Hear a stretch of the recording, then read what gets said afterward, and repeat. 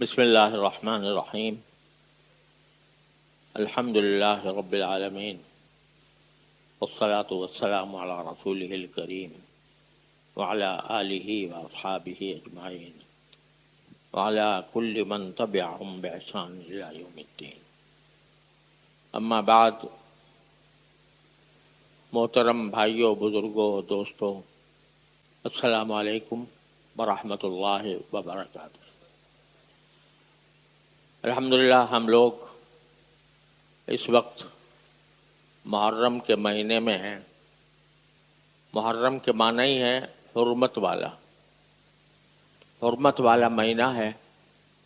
اور جیسے میں نے پہلے عرض کیا تھا، اس مہینے میں اللہ تبارک و تعالیٰ کی عبادت جتنی بھی کی جائے اس کی فضیلت عام دنوں کی عبادت سے زیادہ ہے۔ اور اس میں روزے رکھنے کو بھی نبی کریم صلی اللہ علیہ وسلم نے رمضان کے بعد سب سے زیادہ افضل روزے محرم کے روزوں کو قرار دی۔ پھر اس مہینے کی خصوصیت یہ بھی ہے کہ مسلمان اپنے سال کا آغاز اس مہینے سے کرتے ہیں۔ اسلامی مہینوں کی شروعات محرم سے ہوتی ہے اور ذوالحجہ پہ جا کر سال ختم ہوتا ہے۔ کسی زمانے میں دنیا میں جب مسلمانوں کا غلبہ تھا تو سارے حسابات اسی چاند کے حساب سے کیے جاتے تھے۔ مہینے بھی چاند ہی کے استعمال ہوتے تھے، تاریخیں جو مقرر کی جاتی تھیں وہ بھی انہی مہینوں کے حساب سے مقرر کی جاتی تھیں۔ اور شریعت میں جہاں بھی مہینوں کا ذکر آتا ہے تو اس سے مراد یہی چاند کے مہینے ہوتے ہیں۔ یسألونک عن الأہلہ قل هی مواقیت للناس والحج۔ رسول کریم صلی اللہ علیہ وسلم سے خطاب کر کے اللہ تبارک و تعالیٰ نے فرمایا کہ لوگ آپ سے چاند کے بارے میں پوچھتے ہیں کہ چاند کے کیا فوائد ہیں مثلا، تو آپ ان کو جواب دے دیجئے کہ یہ لوگوں کے لیے وقت مقرر کرنے کا ایک ذریعہ ہے اور حج کے ایام مقرر کرنے کا ذریعہ ہے۔ تو للناس سے یہ فرمایا کہ عام مسلمانوں کو بھی اپنے پروگرام، اپنے کام انہی مہینوں کے ذریعے طے کرنے چاہیے۔ اور حج کا لفظ استعمال کر کے فرمایا کہ خاص طور پر عبادتوں کا جو حساب ہے وہ چاند کے مہینے سے ہونا چاہیے۔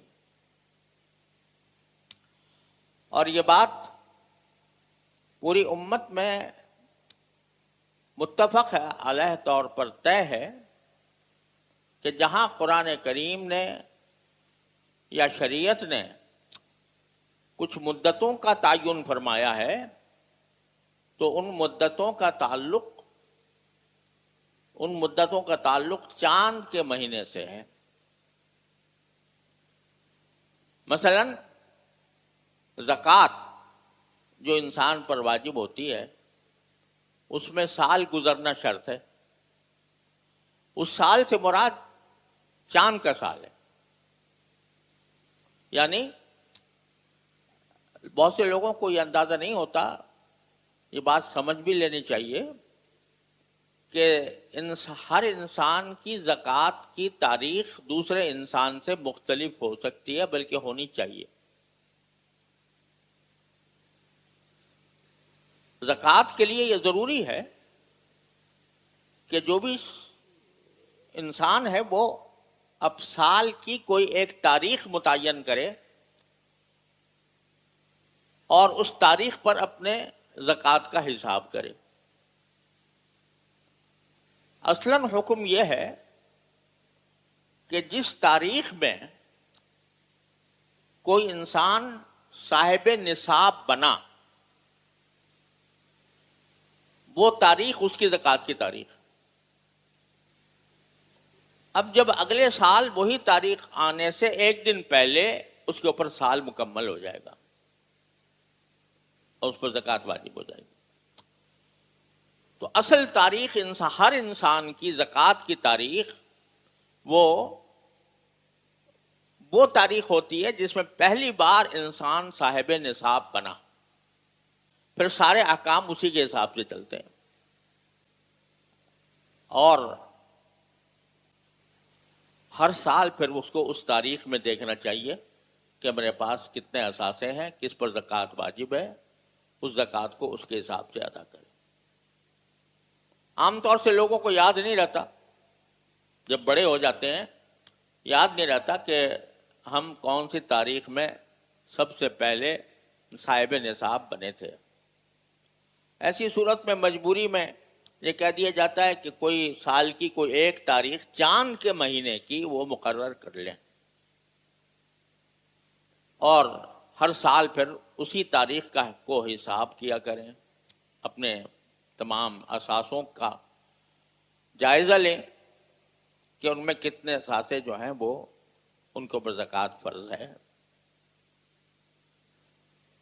یہ سارا کام جو ہے یہ چاند کے مہینوں سے ہوگا، تو زکوٰۃ کا حساب بھی چاند کے مہینوں سے ہوتا ہے، اور دوسرے شرعی احکام جتنے بھی ہیں وہ چاند کے حساب پر مبنی ہیں۔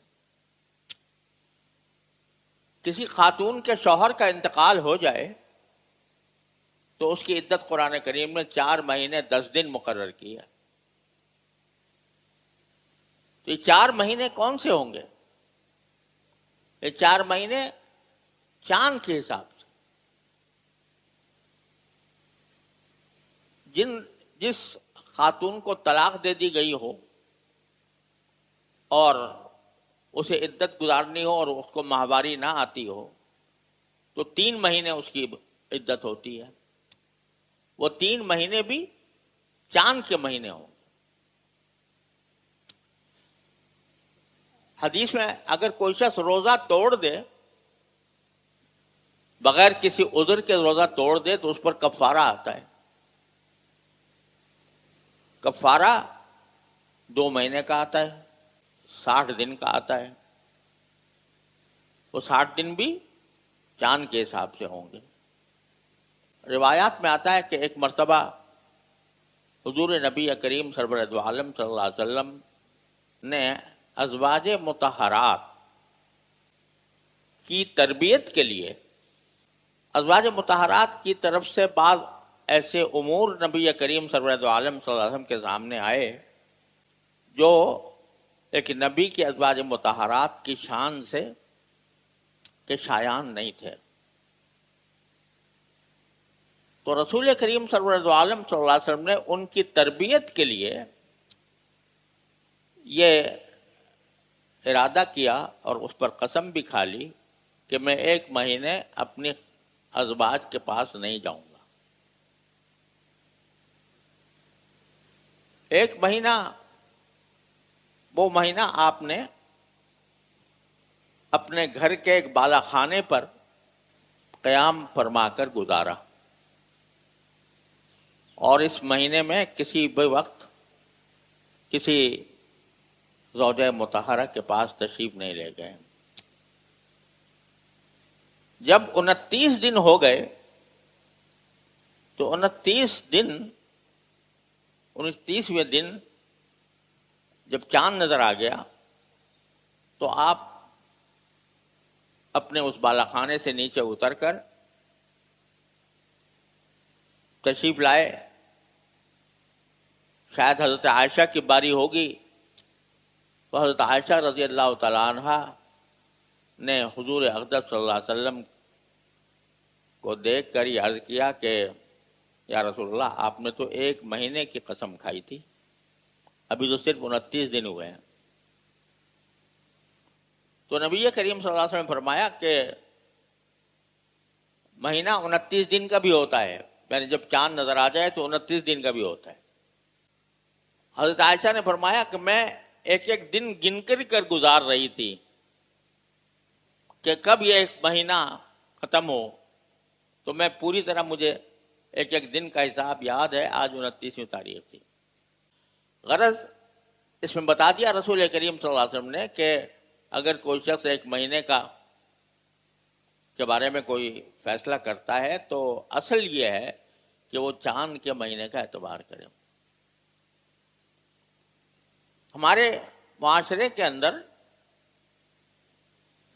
آج کل زیادہ رواج پا گئی ہے شمسی تقویم، اور اسی کے مہینوں کے حساب سے سارا کاروبار چلتا ہے۔ وہ کوئی ناجائز تو نہیں ہے، لیکن مسلمانوں کے لیے ضروری ہے کہ وہ اپنے قمری مہینوں کے تحفظ کا پورا انتظام کریں، اور چاند کے مہینوں کو اس کی تاریخوں کو اپنے حساب میں رکھیں۔ سال کے حساب سے بھی چاند کا جو سال ہوتا ہے وہ 355 دن کا ہوتا ہے،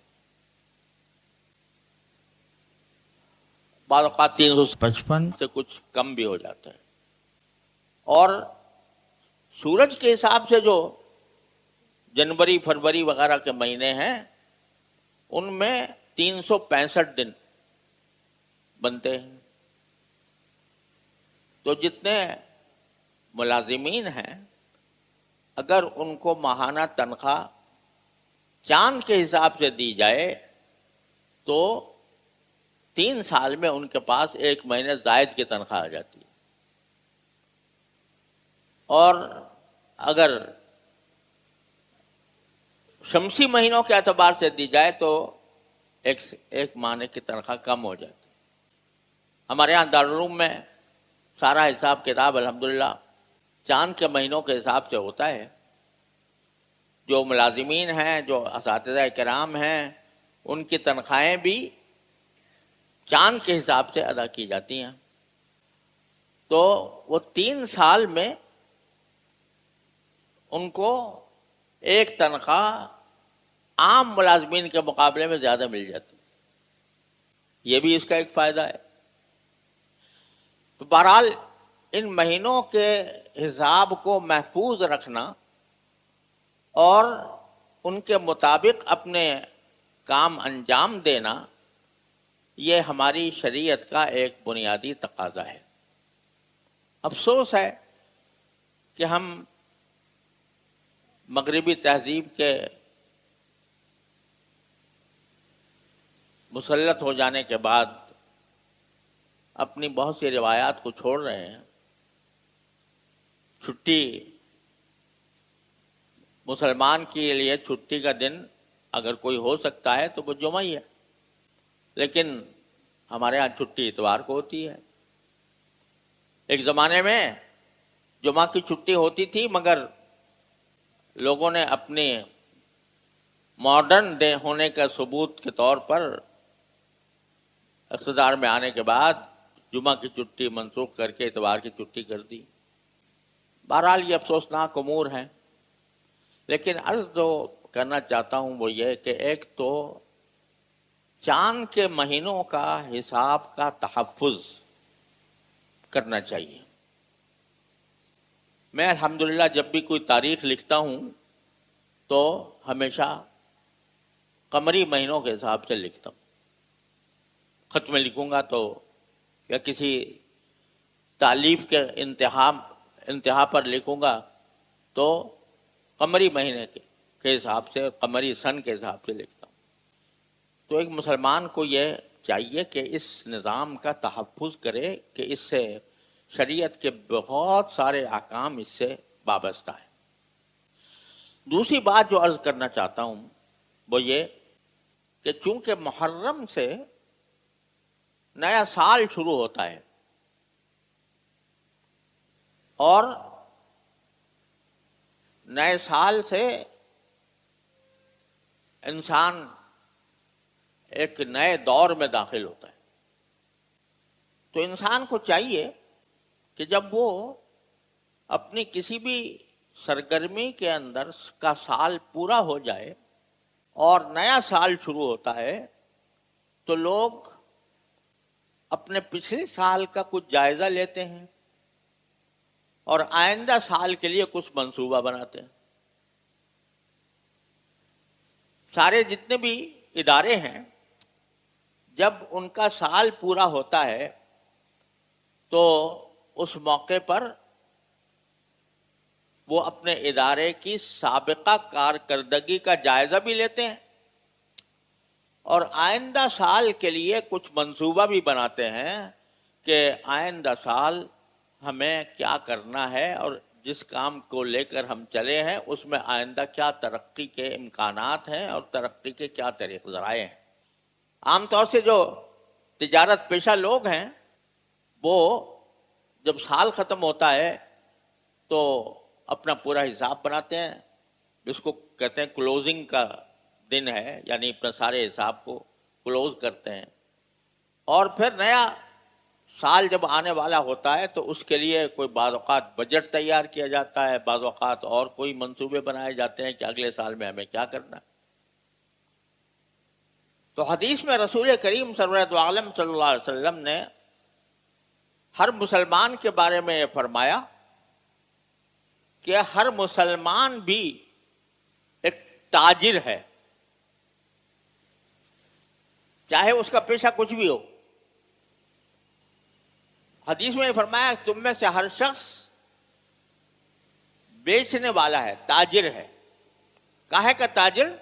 اپنی جان کا تاجر۔ اپنی جان کو وہ بیچتا ہے کس کے لیے؟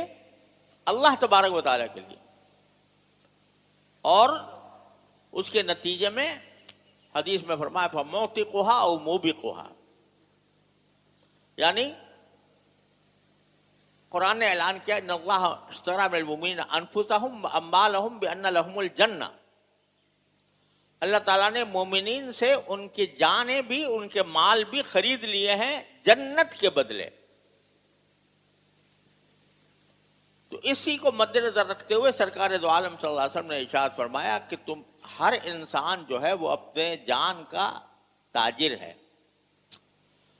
اور تجارت کس کے ساتھ کر رہا ہے، کس کو دے رہا ہے، بیچ رہا ہے؟ اللہ تعالیٰ کو،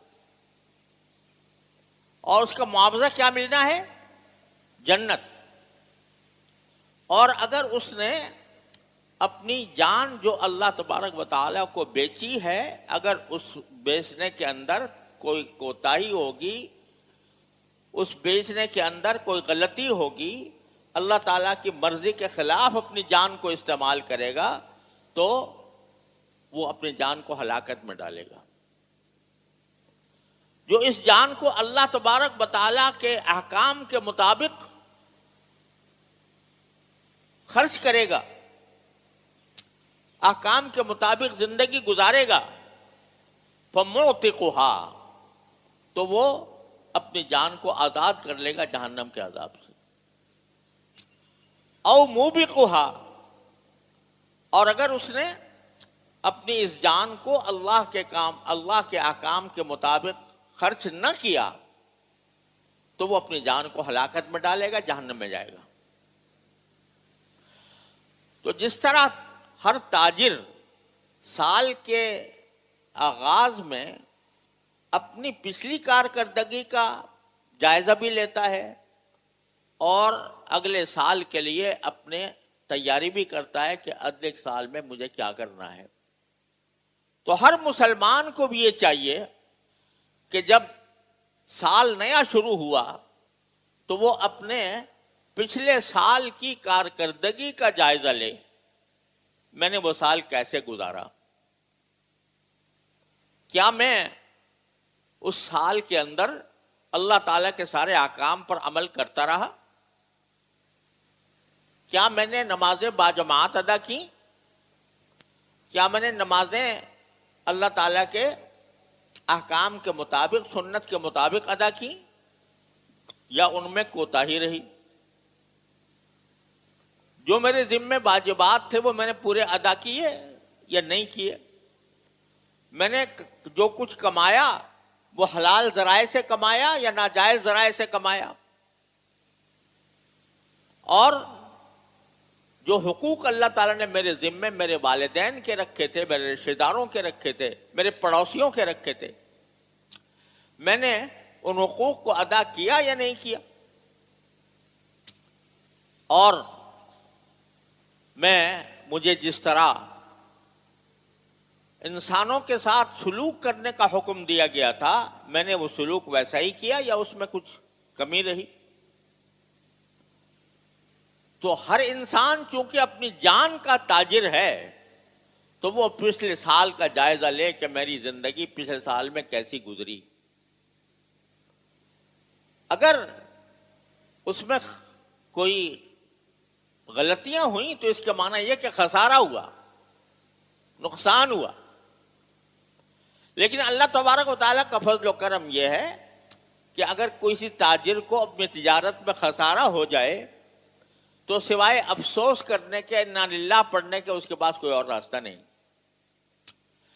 لیکن اگر ہماری اس تجارت میں خسارہ ہوا، یعنی پچھلا سال ہمارا غلط گزرا، غلط کاموں میں گزرا، ناجائز کاموں میں گزرا، اللہ تعالیٰ کے حقوق ادا نہیں کیے، بندوں کے حقوق ادا نہیں کیے، تو اس خسارے کی تلافی کا دروازہ اللہ تعالیٰ نے ہر وقت کھولا ہوا ہے۔ وہ تلافی کیا ہے؟ توبہ، استغفار، کہ سال کے شروع میں انسان اپنی سابق زندگی کا جائزہ لے کر جو گناہ ہوئے ہیں یا جو فرائض کے اندر کمی آئی ہے، تو پہلے سب سے پہلے اللہ کے حضور جا کر معافی مانگ لے، توبہ کر لے۔ دنیا کی تجارت میں جب خسارہ ہو گیا تو اس کی تلافی کا کوئی راستہ نہیں ہے، وہ خسارہ تو ہو گیا، کوئی اس کو برداشت کرنے کو تیار نہیں ہے۔ لیکن اللہ تبارک و تعالیٰ فرماتے ہیں میں تمہارے خسارے کا علاج کر دیتا ہوں تمہاری توبہ کے ذریعے، تمہارے استغفار کے ذریعے۔ تو پچھلے سال میں جو کچھ ہم سے خطائیں ہوئیں، ان کو جو حقوق اللہ سے متعلق ہیں، اللہ تعالیٰ فرماتے ہیں آ جاؤ میرے پاس، توبہ کر لو، استغفار کر لو، سب معاف کر دوں گا۔ توبہ استغفار کر لو، آئندہ کے لیے پکا ارادہ کر لو کہ وہ غلطیاں دہراؤں گا نہیں۔ اور اگر حقوق العباد کا معاملہ ہے تو حقوق العباد کے لیے جو بندوں کے حقوق ہیں وہ ان کو ادا کرو یا ان سے معاف کراؤ۔ اس طرح انسان اپنے پچھلے سال کا خسارہ دور کرنے کا بہترین راستہ اللہ تبارک و تعالیٰ نے تجویز فرما دیا۔ نمازیں اگر قضا ہو گئی ہیں تو اس کا بھی راستہ موجود ہے کہ اس کو رفتہ رفتہ قضا کرنے کی کوشش کرے۔ روزے رہ گئے ہیں تو اس روزے کے قضا کرنے کی کوشش کرے۔ تو پچھلے سال کا جائزہ اس طرح لے کر اپنے خسارے کو دور کرنے کا طریقہ اللہ تبارک و تعالیٰ نے بتا دیا۔ اب اگلا سال جب شروع ہو رہا ہے تو آئندہ کے لیے انسان یہ عزم کرے کہ پچھلا سال میں نے خواہ کتنی غفلت میں گزارا ہو، لیکن اب میں پکا ارادہ کرتا ہوں کہ میں یہ سال اپنے پروردگار کے حکم کے مطابق گزاروں گا، یہ میرے ذمے جتنے فرائض و واجبات ہیں وہ ادا کروں گا، اور جو میرے ذمے حقوق ہیں اللہ کے یا بندوں کے، ان کو اہتمام کے ساتھ ادا کرنے کی کوشش کروں گا۔ یہ ارادہ کر کے سال شروع کرے، اور ارادے کے ساتھ اللہ تعالیٰ ہی سے مانگے، اللہ میں نے ارادہ تو کر لیا کہ یہ سال آپ کی اطاعت میں گزاروں گا، لیکن اس ارادے کی تکمیل بجائے جب آپ کی توفیق کے بغیر ممکن نہیں۔ اے اللہ مجھے اس اپنے ارادے پر عمل کرنے کی مکمل توفیق عطا فرما۔ ارادہ کرے، پچھے کا جائزہ لے، توبہ کرے، استغفار کرے، جن حقوق کی تلافی ممکن ہے ان حقوق کی تلافی کرے، اور اس کے بعد آئندہ کے لیے عزم ارادہ کر لے، اور اس عزم پر قائم رہنے کے لیے اللہ سے دعا مانگے، یا اللہ میں آپ ہی مجھے اس ارادے پر قائم رکھ سکتے ہیں، آپ کی توفیق کے بغیر میرے لیے ممکن نہیں ہے۔ یہ کر لیا تو پھر سال کا آغاز جو ہوگا وہ بڑا مبارک ہوگا، بڑا نورانی ہوگا، بڑی رحمتوں برکتوں والا ہوگا۔ تو بھائی گزارش یہ ہے کہ اس محرم جو نیا سال شروع ہو رہا ہے اس میں ہم ان دونوں باتوں کا اہتمام کر لیں۔ ماضی پر توبہ، حال اور استغفار، اور جن چیزوں کی تلافی ممکن ہے ان کی تلافی، اور آئندہ کے لیے، آئندہ سال کے لیے عزم اور ارادہ مستحکم کرنا کہ یہ سال میں اے اللہ آپ کی اطاعت میں گزاروں، اور اس کے لیے اللہ تعالیٰ ہی سے مدد مانگنا۔ یہ بہترین طریقہ ہے کہ نئے سال کے آغاز کا۔ اللہ تبارک و تعالیٰ اپنے فضل و کرم سے ہم سب کو اسی طرح سال شروع کرنے کی توفیق عطا فرمائے۔ وآخر دعوانا الحمدللہ۔